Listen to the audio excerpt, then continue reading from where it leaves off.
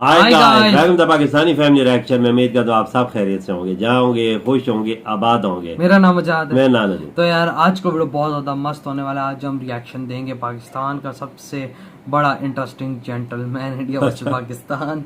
Watch करते हैं कि भाई ये कौन सा ऐसा इंटरेस्टिंग जेंटलमैन है पाकिस्तान का। तो कानन करते हैं स्टार्ट। जब बात हिंदुस्तान और पाकिस्तान की आती है ना, तो मामले दोनों साइड से गर्म हो जाते हैं। ऐसे में हमारी ये मैडम कि who is more nationalist, an Indian और पाकिस्तानी ज्यादा नेशनलिस्ट होते हैं या फिर इंडियन कौन है ज्यादा लॉयल। ऐसे में हमारी ये मैडम ये जानने निकली कि कौन से मुल्क के अंदर लोग ज्यादा देशभक्त है, कि भारत और पाकिस्तान। किसके मतलब अंदर देशभक्ति किसमें? पैट्रियटिज्म का एक जो फैक्टर है वो ज्यादा नजर आता है इंडिया के अंदर, या इंडिया के अवाम के अंदर, या फिर पाकिस्तान के अवाम के अंदर। देशभक्ति के मायने सबके लिए अलग अलग होते हैं। कोई ज्यादा देशभक्त होता है, थोड़ा कोई कम देशभक्त होता है, लेकिन मोस्टली देशभक्त होते हैं। और कुछ होते हैं, गद्दार सारे भी ही होते हैं यार। हर तरफ होते हैं। पाकिस्तान जिंदाबाद, पाकिस्तान जिंदाबाद। गद्दार भी होते हैं, वो हर तरफ होते हैं। हर तरफ ही होते हैं, सही का। लेकिन जब बात भारत और पाकिस्तान के गद्दारों की और देशभक्तों की हो तो मामला हो जाता है इंटरेस्टिंग। ऐसे में मिल गए हमको पाकिस्तान के सबसे बड़े जाहिल इंसान। आपको पता ही नहीं है इंडिया में कितनी जहादी तंजीमें हैं। आपको पता ही नहीं है कि इंडिया की फौज 4 हिस्सों के अंदर डिवाइड हुई है। हम लोग रेप नहीं कर रहे, वो लोग बहुत करते हैं। और उस जाहिल इंसान की बातें सुन के अगर आपके पेट में दर्द ना हो जाए तो मैं अपनी ये YouTube की अपनी चेयर छोड़ दूंगा। ये वीडियो तो वैसे काफी लंबी थी और इसका ओरिजिनल वीडियो का लिंक मैं आपको डिस्क्रिप्शन में भी दे दूंगा। लेकिन जो चीज हमको चाहिए मनोरंजन के लिए, वो चीज आपको यहीं मिलेगी। मस्त प्लान है। आए वो अपनी सरजमीन के साथ कितने लॉयल हैं, कितने लॉयल नहीं हैं, ये तो उस वक्त साबित होगा ना कि वो पहले बेहतरीन इंसान है कि नहीं। अरे तुम्हारी खोपड़ी में भेजा है कि भजिया है? अगर वो बेहतरीन इंसान ही नहीं तो उन्होंने लॉयल क्या होना है? अच्छा, तो अगर वो बेहतरीन इंसान नहीं है तो आखिर फिर क्यों इंडिया इतना जो है उभर रहा है और हर एक के सामने आ रहा है, इंटरनेशनली जो है रिप्रेजेंट कर रहा है। आपको पता ही नहीं है इंडिया में कितनी जहादी तंजीमें हैं। फटते साले ये लोग हैं। हाय हाय हाय। और जिहादी तंजीमें है इंडिया के अंदर। हिपोक्रेसी की भी सीमा होती है। पाकिस्तान में कुछ भी बोल सकते हैं। अबे साले, आपको पता ही नहीं है कि इंडिया के अंदर कितने खतरनाक मामलात हैं। आपको पता ही नहीं है कि इंडिया की फौज 4 हिस्सों के अंदर डिवाइड हुई है। ओ तेरी 4 हिस्सों में डिवाइडेड। अरे मेरे भाई 4 नहीं 3 हिस्सों में डिवाइड है। मैं जानता हूँ। जल सेना, थल सेना, वायु सेना, हाँ। लेकिन ये तीनों मिलकर उस तरीके से के ठीक रूप में काम करती है। और जो तुम पाकिस्तानियों को अच्छे से पता है, सर्जिकल स्ट्राइक खाई थी ना अभी थोड़े दिन पहले, तो भाई साहब को दर्द हो रहा है। उनको लगा था कि मोदी ने सर्जिकल स्ट्राइक किया था तो इस बार ऐसा कुछ करेगा, तो इसलिए उन्होंने सब वहाँ पर खड़ा कर दिया, तामझाम पूरा। इवन अफगानिस्तान की बॉर्डर से भी ला करके यहाँ रख दिया। इवन बलूचिस्तान में जो है उनको भी ला करके यहाँ रख दिया। सारे टैंक लगा दिए, राडार लगा दिए, सब लगा दिए। अब हम बजरंग बली की जय कर करके ऊपर से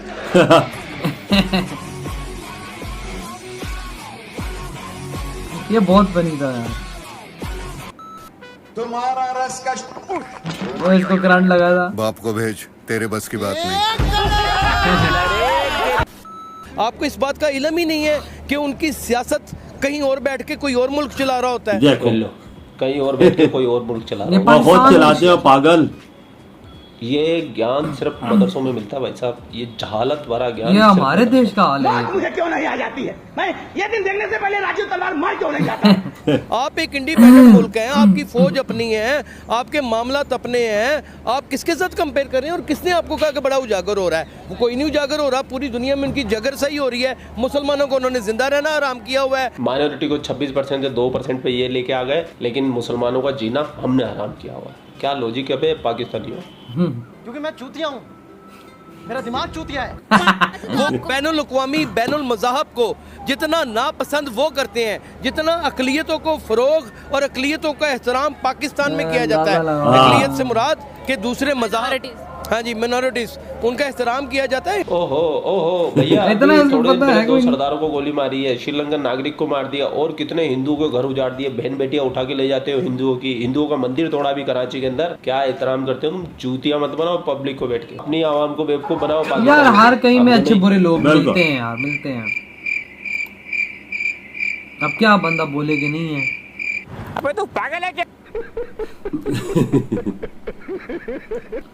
इंडिया का तो जो कुछ चक्कर ही नहीं है, वो तो एक फजूल किस्म की कौम है।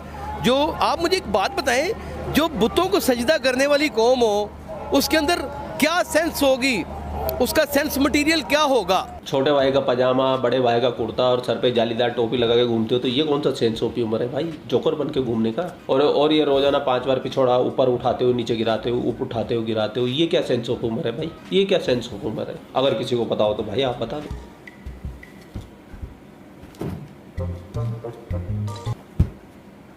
यार नहीं है, रिलीजन पे नहीं बात करनी चाहिए, उसको भी नहीं करनी चाहिए थी।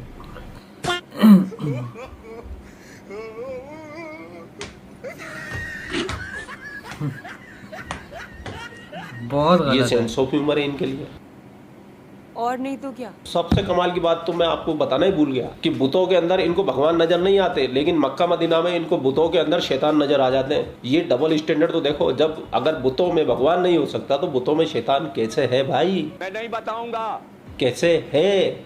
क्या बात है, क्या बात है, मर्डर कर दिया तुमने। यार वही बात, हर सर, किसी की आपको अपनी क्या अपनी लगता है मान्यताएं हैं, कि लेकिन अगर वही हम बात ये है। रिलीजियस जो एस्पेक्ट है, सिर्फ उसी के अलावा बहुत सारी चीजें हैं जिनके अंदर वो लोग देखिए, मेरी बात सुनिए, अगर फॉर एग्जाम्पल आप खुद देखें, नाकस हो चुकी है लेकिन उनकी एयरफोर्स जो है उसको जो है क्या कहते हैं, एक बहुत बड़े सर्वे के मुताबिक, मैं आई फॉरगॉट द नेम, लेकिन मैंने इस न्यूज़ को उंगली पढ़ा है करोगे कि तब एयरफोर्स में पूरा उन्होंने बाजू ये भी देगा कहा है वो, कि वो उसने वही चाइना को बातें बोली हैं। अब वो मानता है यार, तुम गलत बातें छोड़ो। कर रहे हैं।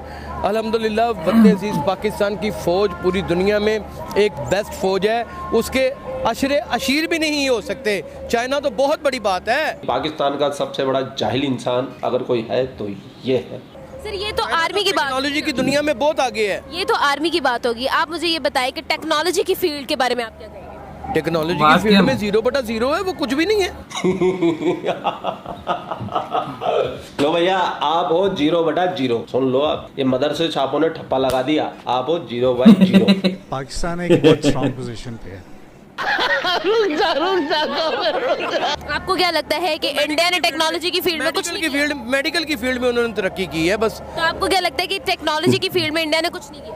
कुछ भी नहीं किया, आज कुछ भी नहीं किया इंडिया ने। भी राइफल तैयार फिर ऐसा क्यों है कि हर बड़ा आईटी सेक्टर, आपने आज जेएस टेंडर बनाया हुआ है, ये भी आईटी से मुतल्लिक़ है ना चीज। जेएस टेंडर बनाया हुआ है, उनकी अपनी प्रोडक्ट ही कोई नहीं है। तुम्हारी कोई प्रोडक्ट ही नहीं है इंडिया वालों, है नाम खराब कर रहे हो तुम इंडिया का। सुनो भाई साहब का आसमानी ज्ञान, नाम तो सीधा ले। मैं आपको एक बात बताती हूँ, आपको फिर क्यों ऐसा फिर क्यों है कि जितनी बड़ी आईटी कंपनीज हैं वो जाके इंडिया में इन्वेस्ट करती हैं, अपने हेड ऑफिसेज वहाँ लगाती हैं, आखिर फिर ऐसा क्यों? आज मैं आपको इसकी बहुत बड़ी वजह बता दूं। इसमें पॉपुलेशन, नंबर ऑफ पॉपुलेशन का सबसे बड़ा सवाल। उनके पास इतनी बड़ी पब्लिक है, इतनी बड़ी पब्लिक है कि क्योंकि वो आईटी बेस्ड जब काम करते हैं तो वो बिजनेस पॉइंट ऑफ व्यू से करते हैं, वो वहाँ पे फरोग पा जाती है। इसी तरीके से चाइना आगे निकला है ना। अच्छा, वो कुछ छोटी सी छोटी चीज़ भी बनाए तो उसकी पूरी दुनिया में बिक जाती है, क्योंकि उसकी अपनी पब्लिक ही खरीदना शुरू कर देती है। हमारी 22 करोड़ 23 करोड़ की आबादी है। लेकिन इस तरह से देखा जाए तो पाकिस्तान भी 6ठे नंबर पर आता है आबादी में। मुझे एक बात आज तक समझ में नहीं आई कि किसी देश की तरक्की को पॉपुलेशन से जोड़ के क्यों देखा जाता है। जापान इतना सा देश है, नन्नू सा, कोई पॉपुलेशन नहीं है उसकी। कहा है south Korea, US, UK, Europe के ऐसे बहुत सारे देश हैं तो जो कि पाकिस्तानियों से और हम हिंदुस्तानियों से बहुत आगे, उनकी पॉपुलेशन नहीं के बराबर होती है। तो इन जाहिल पाकिस्तानियों में अगर कोई देश की तरक्की है तो उसके पीछे पॉपुलेशन कैसे दिखती है? हाँ, एक पॉपुलेशन का एडवांटेज जरूर होता है, लेकिन पॉपुलेशन सक्सेस के पीछे नहीं होती है, समझे पाकिस्तानियों? और तुम खुद भी अपने आप में पॉपुलेशन के हिसाब से दुनिया का सबसे बड़ा छठा मुल्क हो, तो तुमको भी दुनिया की अर्थव्यवस्था में 6ठे नंबर पे तो होना चाहिए कम से कम। जाहिलो पॉपुलेशन है, अजीब ही बातें हैं भाई। 6ठे नंबर पे आ रहा है, वो तो दूसरे तीसरे पे आ रहा है, वो दूसरे पे आ रहा है, 6ठे पे आ रहा है, लेकिन पाकिस्तान के पास भी तो फिर भी अगर हम देखें तो वर्क फोर्स तो पाकिस्तान के पास भी कम है। आपको क्या कमी और पाकिस्तान में और इंडिया में क्या कमी नजर? मुझे एक बात बताएं कि आपको क्या लगता है कि पाकिस्तान के अंदर इस वक्त अगर हम देखें, मौजूदा हालात को देखें, पॉलिटिकल सिचुएशन को देखें और जितनी भी सिचुएशन है, एजुकेशन के सेक्टर को आप देख लें, आपको क्या लगता है कि हर चीज़ स्टैंडर्डाइज्ड है? भाई देखें, मेरी बात सुने, स्टैंडर्डाइज तो नहीं है, लेकिन स्टैंडर्डाइज करने की कोशिश की जा रही है। कौमें एक वक्त के बाद बनती हैं। 40 साल हमारे ऊपर अमेरिका ने इस तरह की हुक्मरानी की है कि 40 साल बाकायदा तौर पे इस मुल्क के ऊपर मार्शल लॉ लगा रहा है। गजब टू भी बात आदमी। हमने हर सर मुल्क आपने पहले ये भी कहा कि इंडिया में जो हुकूमत है उसको कोई और मुल्क चला रहे हैं, यही चीज़ अगर आप यहाँ पर इम्पोज करें, लेकिन इंडिया में एजुकेशन तो ठीक है, यहाँ पर फिर क्यों नहीं है अगर कोई और मुल्क चला रहा है? देखिए मैं आपको एक बात बताऊं, अब एजुकेशन की बात रही ना, तो ये हर खित्ते के अंदर बड़ी मज़ेदार बात है। मैं एजुकेशन की बात करने लगा हूं, इसे समझने की कोशिश कीजिएगा। आप यहाँ से 1 मील दूर जाएंगी ना तो आपका डायलेक्ट बदल जाएगा, तलफ़ुज़ बदल जाएगा, मौसमियाती माहौलियाती तब्दीलियों की वजह से। ठीक है ना जी। आप मुमकिन है कि समनाबाद के एरिया में चले जाएं तो आपका दिल करे कि मैं पढ़ना शुरू कर दूं। मेरी बात समझ रहे हैं? हमारे खित्ते में सूफिया इकराम के डेरे रहे हैं, सूफीज़म ज़्यादा रहा है, उसका असर है दुनियावी तलीम से हम थोड़ा सा दूर रहे हैं। तो दूसरा ये कि हमारा इसमें कोई शुबा नहीं है कि मेन स्ट्रक्चर एजुकेशन का अभी तक बना नहीं है, लेकिन अब बन रहा है। आप खुद देखें, आप मैथ्स कॉम के स्टूडेंट हैं, आप पढ़े लिखे लोग हैं सारे, अब आपको कौन जाहिल अनपढ़ नज़र आता है? और आप मुझे ये बताएं कि आप डिग्रियों से तलीमी मयार लोगों का काउंट कर रही हैं, आप उनकी सेंस ऑफ ह्यूमर को क्यों नहीं देखती? वो जो इंसानी सोच रखते हैं आप उससे उनकी तलीम का अंदाज़ा लगाएं। इंसानी सोच को मैं समझ गई, लेकिन अनपढ़ हैं इंडियन। लेकिन आप मुझे ये बताएं कि हम लोग मान लेते हैं कि डिग्रीज जो है वो कभी भी हमें तालीम का जो है मयार नहीं देती। इंग्लिश बोल लेने से या किसी लिंग्विस्टिक कोर्स को कर लेने से या अपनी किसी भी ज़बान को अपने ऊपर राइज कर लेने से आप तालीम याफ्ता नहीं हो जाते। आपकी तहजीब, आपकी तरबियत, आपका बिहेवियर, ये आपकी तालीम को जाता है। आपकी बात बिल्कुल बजा। मुझे ये बताएं कि आपको क्या लगता है कि यहाँ पर हमारी जो यंग जनरेशन है वो राइट पाथ पर है? वो लोग क्रिएशन, इनोवेशन की बात करते हैं, डिस्कवरीज की, इन्वेंशंस की बात करते हैं, क्या नई चीज़ कर रहे हैं हम लोग? रेप नहीं कर रहे, वो लोग बहुत करते हैं। आपको पाकिस्तानी को रेप करने की जरूरत भी कहाँ पड़ती है भाई? इन तुम्हारे तो मामा का, फूफा का, फूफी का, चाचा का, खाला का, मुआ का, नानी का, मामा का, चाचा का, सभी का ये आपस में घर में निपटा लेते हो मामले। कहाँ जरूरत पड़ती है भाई? पड़ती ही नहीं है तो रेप करने की। फिर भी बहुत होते हैं भाई, फिर भी बहुत होते हैं तुम्हारे। सही बात है। तो क्या लगता है कि यहाँ पर रेप केसेस नहीं है? ओहो बहुत कम, बहुत कम, उनके मुकाबले में बहुत कम। गली बाजारों में, सड़कों के ऊपर, सिनेमा हॉल्स के अंदर, बॉक्सेस के अंदर, कूड़ेदानों में, वहाँ पे रोजाना तकरीबन पाकिस्तान, ये मेरे पास भी एक सर्वे रिपोर्ट है, उसका मैं नाम नहीं ले सकता, बड़ी माफ़ी चाहता हूँ, क्योंकि ज़ाहिर है वो एक हसास सर्वे रिपोर्ट है। क्योंकि ये झूठ बोल रहा है, नाम तो लेगा तो फिर पोल खुल जाएगी। तकरीबन सिर्फ और सिर्फ मुंबई में 25,000 नाजायज़ बच्चे पैदा होते हैं जो कूड़ेदानों में फेंक दिए जाते हैं, जो वहाँ से बरामद होते हैं। पूरे हिंदुस्तान के अंदर टोटल 86,000 बच्चा पैदा होता है, लेकिन इस मदरसे साहब का ज्ञान देखो आप कि 25,000 मुंबई में पैदा होते हैं, वो भी नाजायज, जिनको कचरे में फेंक देते हैं, कूड़े में फेंक देते हैं। अब ज्ञान मदरसे से लिया है, वो भी आसमानी किताब के जरिए, तो फिर बातें भी ऐसी होगी भाई। तो आप मुझे ये बताएं कि इससे क्या क्रिएशन और इनोवेशन की बात नजर आती है? हमारे यहाँ पर रेप नहीं होता, इसका मतलब ये है कि यंग जनरेशन हमारी राइट पाथ पे। हमारी यंग जनरेशन को क्या हुआ? हमारी यंग जनरेशन, आप टेप्टा के इदारे में जाएं, देखिए कैसे कैसे कमाल कर रहे हैं, क्या क्या चीज़ें बना रहे हैं। ड्रोन तैयारे तक हमने खुद बना लिए हैं, हर चीज़ हम खुद बना रहे हैं। हमारे लड़के बाकायदा तौर के ऊपर पानी से चलने वाली बिजली बना रहे हैं और बहुत सारी चीज़ें बना रहे हैं। हम किसी से कम नहीं है। मैं समझता हूँ कि इंडिया हमारे अशरे अशीर नहीं है। बुतों की पूजा करने वाला इंसान जिसको इतनी भी अकल नहीं कि ये मेरे हाथ का बना हुआ इंसान नहीं है। आप कहाँ थे ज्ञानी बाबा? भैया बुतों को सजदा देने वाले इंसानों, तुम एजुकेटेड नहीं हो। आसमानी किताब को मानने वाले मदरसे साहब ने ये आपको बोल दिया, बस बात खत्म। अब आप मुझे समझाने की कोशिश करोगे तो वो बेकार है, अब आप इसको समझाने की कोशिश करोगे तो वो बेकार है, क्योंकि इसके दिमाग में भरे हुए पत्थर, और ये पत्थरों जैसी ही बातें करेगा। और भाई साहब को पहलते हुए एक शानदार सा कमेंट कर देना आपको, बस 2 चीज़ों का ध्यान रखता है। एक तो आपको हैशटैग नहीं लगाना, आप हैशटैग लगाएंगे आपका कमेंट्स नहीं जाएगा, पब्लिक नहीं होगा। दूसरा, आपको गाली गलौज नहीं देनी है। यूट्यूब ने अपने फ़िल्टर बहुत स्ट्रॉन्ग कर दिए, वो सारे गायब हो जाते हैं, फिर बोलते हो कि मैं डिलीट कर रहा हूँ। मैं हर वीडियो में ये बात इसलिए बोलता हूँ, किसी ने अगर पिछले वीडियो में नहीं सुनी तो अगले वीडियो में सुन ले, ताकि वो इन फ्यूचर किसी भी यूट्यूब वीडियो पे वो कमेंट करे तो उसको पता रहे कि मुझे 2 चीज़ें नहीं करनी है। सही बात है। आप लोग अपना ख्याल रखिए। आपका भाई आप इधर यार ये वीडियो खत्म यार, रिलीजन बेसिस पे नहीं चढ़ना चाहिए। भी पता नहीं अंकल जी कहाँ से उठ के आ गए हैं। मतलब रिलीजन के हिसाब से किसी को नहीं कुछ कहना चाहिए, किसी पे भी कोई पॉइंट नहीं कसना चाहिए। वो उसका रिलीजन, वो जाने, उसके काम जाने, जो है वो है भाई। जो जिस तरह अपनी इबादत करता है, जो उसका रिलीजन है, जो उसे बिल्कुल। कहता है वो ओके है, ठीक है, किसी के रिलीजन पे बात नहीं करनी चाहिए। लेकिन ये ज्ञानी बाबा बहुत हाँ कहता ना। है कि वहां पे इंडिया में ये हो रहा है, इंडिया अगर जो इंडिया की सियासत है बाहर मुल्क चला रहे हैं यार, ऐसी तो हमने चीज नहीं देखी कि इंडिया की सियासत या डेवलपमेंट या कोई और ऐसे चला। जिसको उसको बाहर हाँ। उल्टा हमें बाहर चला रहे हैं। आज हाँ, पाकिस्तान IMF का गुलाम है, आज पाकिस्तान अमेरिका का गुलाम है। पढ़े लिखा बंदा खाली डिग्री आदमी हो या कागजों से इंसान कुछ भी नहीं बन सकता है। हम इस दुनिया की वर्ल्ड कंपनियों में बैठे हुए हैं इंडियन, उनके पास डिग्री है तो बैठे हुए हैं ना। अगर ना होते तो CEO बनते।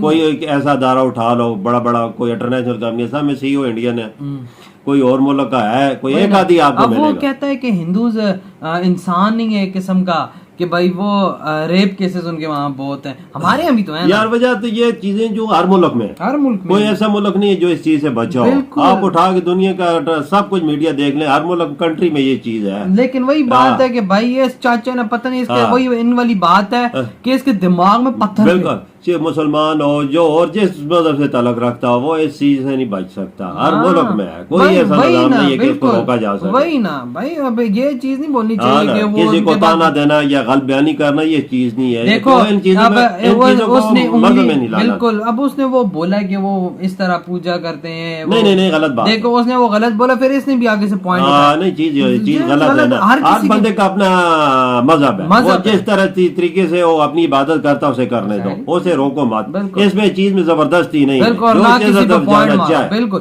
तो यार ये तो पॉइंट नहीं मारने वही चाहिए। ना, बहुत ही अजीब सा घटिया सा हाँ। किस्म का बंदा था वाकया में। हाँ, खुद इसका इसको- दिमाग में लगता है भूसा भरा हुआ ये था। मुझे लगता है कि दिमागी मरीज था, दिमागी गोलियां हाँ शोलियां ना। खाता था, इलावा ऐसी था। बात कर जो सच्चाई में मबनी हो, बिल्कुल। सच्चाई पे। बिल्कुल। इंडिया तरक्की कर रहा है टेक्नोलॉजी की वजह से। पाकिस्तान में टेक्नोलॉजी खाक है, किधर टेक्नोलॉजी? हम ड्रोन बना रहे हैं, ड्रोन पानी से बिजली पैदा कर, और पानी से बिजली आज 50 साल पहले बन रही है। हाँ, कब से बन रही है। तो यार आप लोग बताओ आपको ये वीडियो कैसा लगा, चला गया तो लाइक कमेंट शेयर सब्सक्राइब करें। तेरे वीडियो खत्म करते हैं, बहुत ज्यादा ख्याल रखिए। तो तो बाय।